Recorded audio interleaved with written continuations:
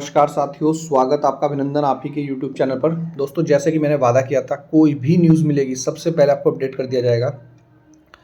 लेकिन दोस्तों, ये सरकार ने क्या किया, देखिए यहाँ पर साफ साफ लिखा है, अधिकतम सेवा अवधि 20 वर्ष रखी गई है। यानी कि 20 साल जो कर्मचारी सेवा दे चुका है, शायद उसी को ही दोस्तों सरकारी यानी कि स्थायी किया जा रहा है। पूरा मामला क्या है देखिएगा, पूरी न्यूज़ पढ़िएगा।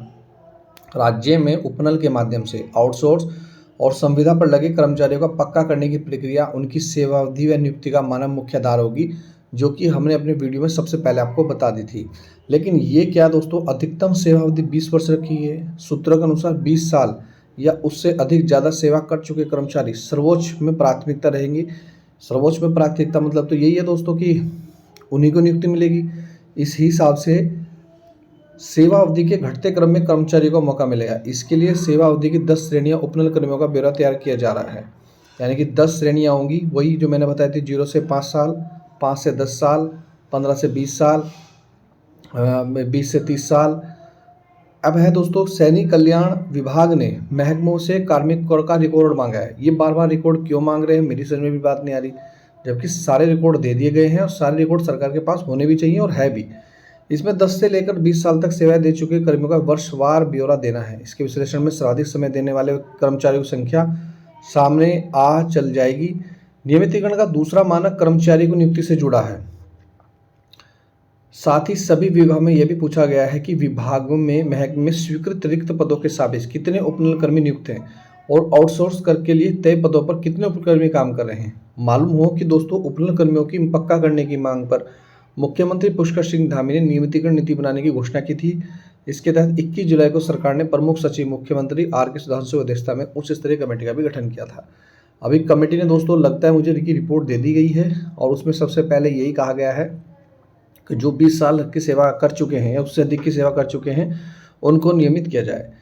और जैसे जैसे उनको नियमित किया जाएगा, फिर धीरे धीरे वर्षवार जो है वो धीरे धीरे क्या किया जाए, इनकी सेवा अवधि का जो वर्ष है वो क्या किया जाए, कम किया जाएगा। जैसे 15 साल कर दिया जाएगा। तो दोस्तों, क्या ये सही है या नहीं? दूसरा आप देखिएगा, यूपी में मिलेगी न्यूनतम वेतन की गारंटी, योगी जी।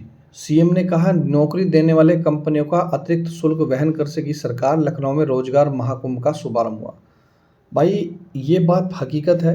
न्यूनतम मजदूरी और न्यूनतम वेतन गारंटी देने वाला देश का पहला राज्य बन रहा है आपका उत्तर प्रदेश। सबके लिए तो मैं योगी जी को बधाई देना चाहूँगा कि आपने इतना बड़ा कार्य कर रहे हैं। न्यूनतम वेतन वास्तविकता में होना चाहिए, लेकिन साथ के साथ मैं ये भी जोड़ता चल रहा हूँ दोस्तों, समान कार्य के लिए समान वेतन भी होना चाहिए। देखिए, अब देश एक टैक्स एक, आपका नारा था, बीजेपी का नारा था जीएसटी में कि भाई देश एक और टैक्स एक, देश एक और चुनाव भी एक होने चाहिए, यानी कि एक टाइम। चलो खैर, वो अलग टॉपिक हो जाएगा। लेकिन ये जो आप स्क्रीन पर देख रहे हैं, ये दिखाने का मात्र उद्देश्य सिर्फ यही है कि जब योगी कर सकते हैं, उत्तर प्रदेश में ऐसा हो सकता है, तो हमारे उत्तराखंड में ऐसा क्यों नहीं हो सकता। सीएम ने साफ साफ कहा दोस्तों, नियुक्ति देने वाले कंपनी अपने कर्मचारी न्यूनतम वेतन सुनिश्चित करेंगी, जबकि इसके अतिरिक्त शुल्क की जिम्मेदारी सरकार वहाँ पर उठाएगी। तो बहुत बड़ी बात है।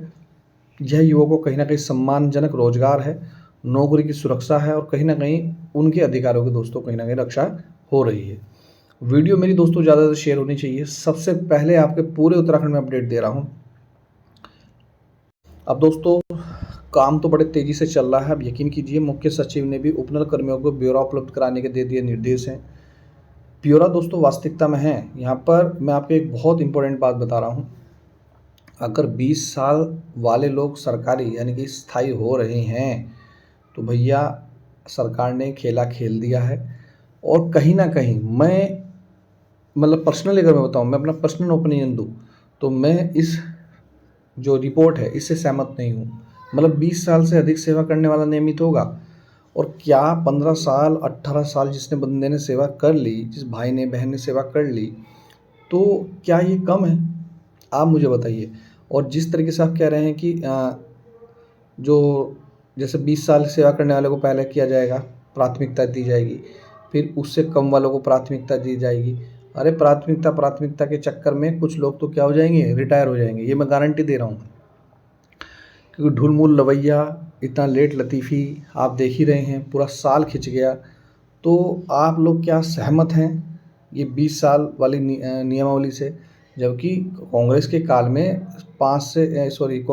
7 साल में लगे जितने भी कर्मचारी थे, सभी सरकारी को दोस्तों स्थायीकरण किया जा रहा था और चरणबद्ध तरीके से। देखिए, तरीका तो ये कहीं न कहीं सही था कि 10 साल या कुछ भी आप एक वर्ष ले लीजिए, भाई इतने साल वाले लोग हो जाएंगे कर्मचारी नियमित, और बाकी जो नहीं है उस क्राइटेरिया में नहीं आ रहे, तो उनके लिए दोस्तों समान कार्य के लिए क्या हो जाएगा, समान वेतन हो जाएगा। क्या आप मेरी बात से सहमत है दोस्तों? क्योंकि वेतन आपका बहुत कम है, यहाँ किसी को अधिकतम 13,000, किसी को 14,000, किसी को 15,000, किसी को 18,000 है, जो अपेक्षा से काफ़ी कम है, जो बिल्कुल मतलब बहुत कम है। इतने समय में मतलब इतनी सैलरी में दोस्तों गुजारा करना बहुत ही टिपिकल है।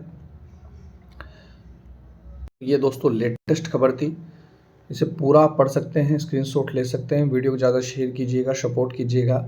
यहाँ पर साफ साफ लिखा है 10 श्रेणियों में उपनल कर्मियों का ब्यौरा तैयार किया जा रहा है और अधिकतम सेवा अवधि जो रखी है फिलहाल दोस्तों 20 वर्ष रखी है। मिलता हूँ दोस्तों नेक्स्ट वीडियो में। अभी मोदी की कैबिनेट बैठक भी होनी है धामी जी की, देखते हैं उसमें दोस्तों क्या निर्णय ले जाएगा। तो सबसे पहले और सबसे तेज़ अपडेट पाने के लिए चैनल को सपोर्ट कीजिएगा। जय हिंद दोस्तों, जय उत्तराखंड।